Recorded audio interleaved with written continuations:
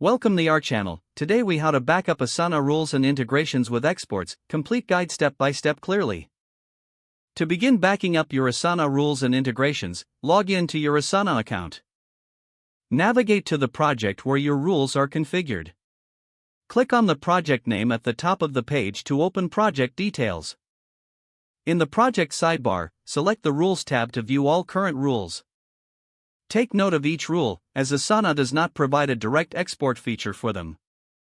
Manually copy the details of each rule, including triggers and actions. Open your preferred text editor or spreadsheet application to document these rules. Next, navigate to the Integrations section for your project. Some integrations may offer limited data export capabilities, so check each one. For integrated apps, visit their specific settings or dashboards to see if backup options are available. Document any key configuration settings for each integration in your text editor or spreadsheet. After recording the rules and integration details, save your document for reference. Consider creating a dedicated folder on your device for all Asana-related backups. To supplement this, you can regularly revisit your documentation to keep it updated. As a best practice, perform this backup process at least once every few months. Finally, consider sharing this backup with your team to ensure everyone is aligned. With these steps, your Asana rules and integrations will be backed up effectively. If the page does not load, refresh the browser or try again in a private or incognito window.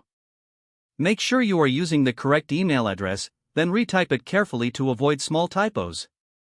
If your password is not accepted, use the reset option and create a new strong password you can remember.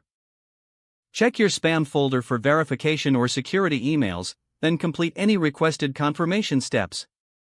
Enable two-factor authentication if available to improve account security and reduce unauthorized access risk. After signing in, review your profile details so your contact information and settings are accurate and current. If you see an error message, note it down and try again after restarting your device and internet connection. Log out when you finish, especially on shared devices, to keep your account and payment information secure.